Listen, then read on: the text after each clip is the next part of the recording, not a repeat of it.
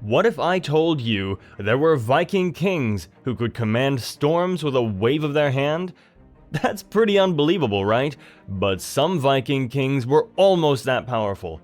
In fact, the lines are blurred when it comes to these legends, differentiating real kings from myths.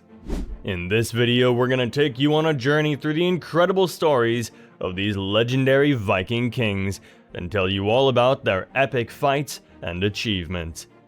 The Viking Age changed everything for the cultures the Norse people encountered. The Vikings often attacked suddenly, taking what they wanted and capturing people to sell as slaves. At first, they would just leave as quickly as they came, but over time, they started to settle in the places they raided. Whether they were making a quick strike for loot or fighting for land and power, their attacks were always planned and led by a skilled warrior.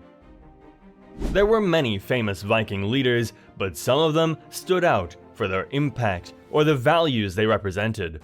While there were many great Viking leaders, here are some of the notable ones. Ragnar Lothbrok. He was a legendary Viking figure who also appears as the epic hero of the saga of Ragnar Lothbrok. Some think he's just an idea conceived by mixing real Viking leaders, but many historians believe he is more of a fictional character inspired by the real Viking leader, Ragnarus. While Ragnar is famous for fighting dragons and trying to conquer Britain with just 2 ships, the real Ragnarus is known for leading a raid on Paris in 845. During that raid, he was paid a large sum of money by King Charles the Bald to leave the city alone, setting a trend for Viking leaders getting paid off for protection, something they'd go on to do for years. Ragnar's story is also told in an old 9th century poem called the Ragnarstrapa.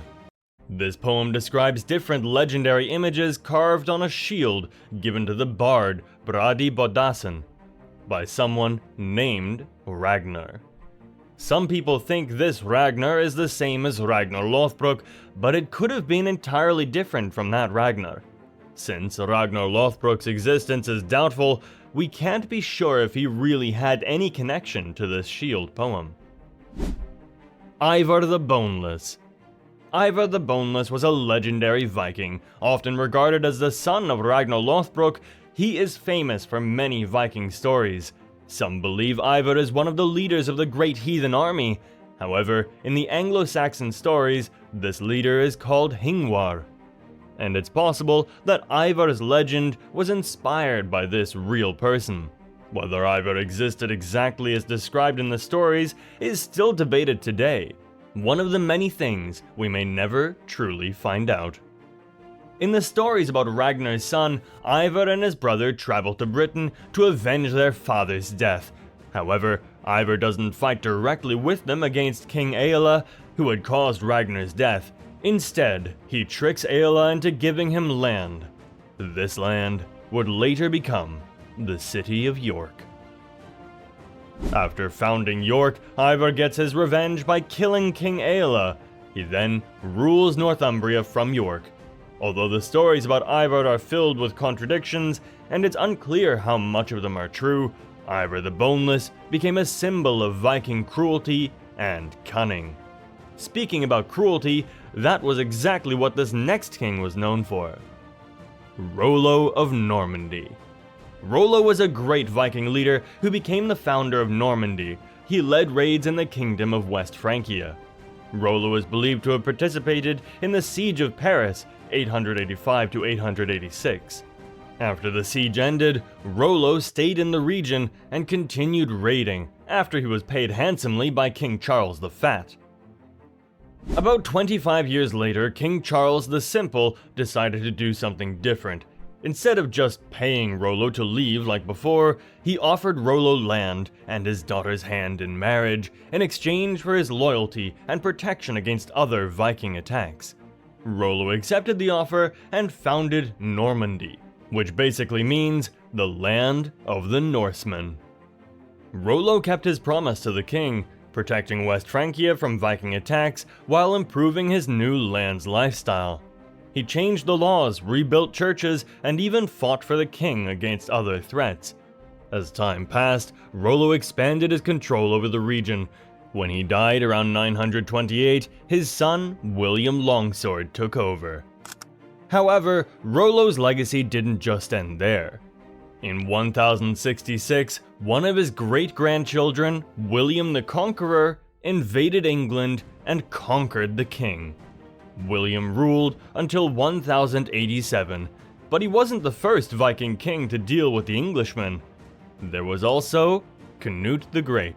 England's Viking king Cnut got his title simply because of his skills. He knew just what it took to live long and had ways of making people follow him. He even helped his father, Sven Forkbeard, to conquer England. But when Sven died, the exiled king Ethelred the Unready returned to take the throne.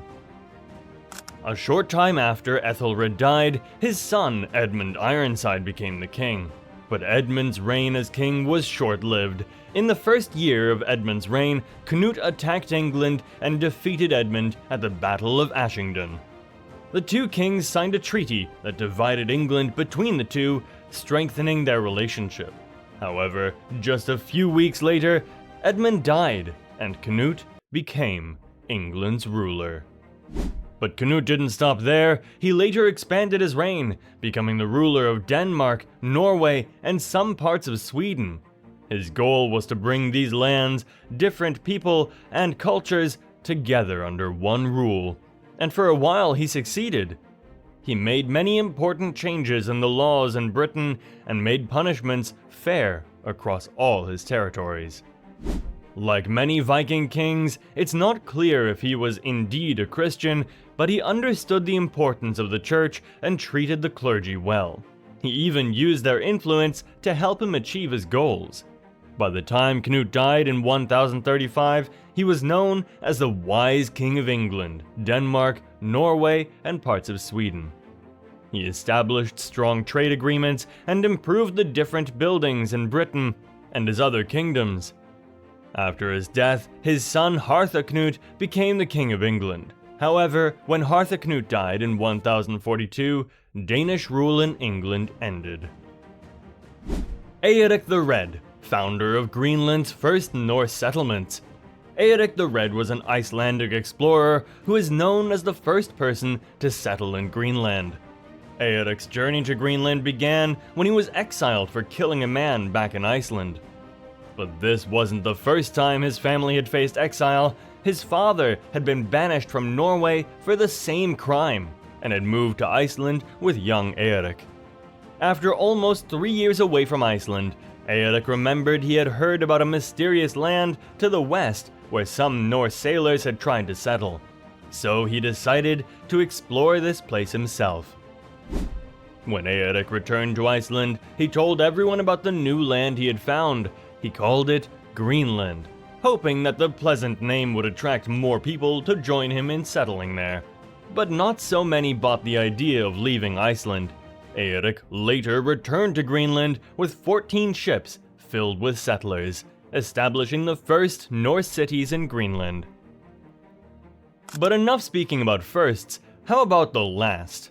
Well, there's always Harald Hardrada, the last great Viking leader. Harald Hardrada is known as one of the last great Viking kings.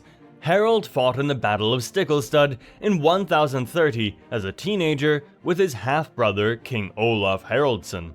Sadly, Olaf's army lost and Olaf was killed, so Harald had to go into exile. While in exile, Harald became a mercenary for Yaroslav the Wise, the Grand Prince of Kiev. Later, he traveled to Constantinople and joined the Varangian Guard, an elite group of warriors who served the Byzantine Emperor. Through all of this, Harald became a wealthy and skilled military leader.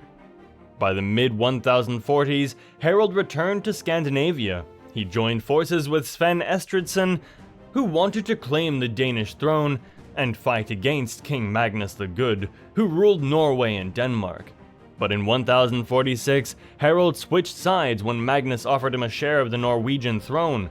When Magnus died the next year, Harald became the sole ruler of Norway, while Sven took over Denmark. Harald Hardrada fought Sven for years, usually winning.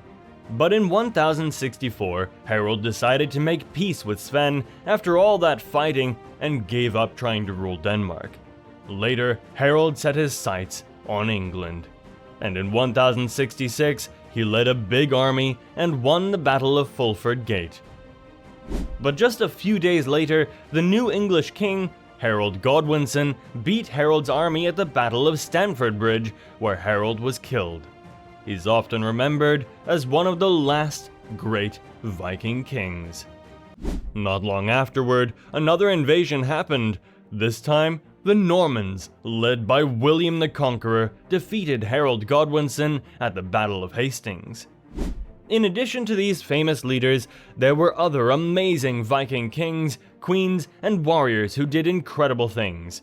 One of the most memorable was Egil Skallagrimsson, who became a warrior at just 7 years old. That's really crazy. Another great Viking hero was Gunnar Hamondarson, a hero who defended his home and was rumored to have continued to protect it even after his death.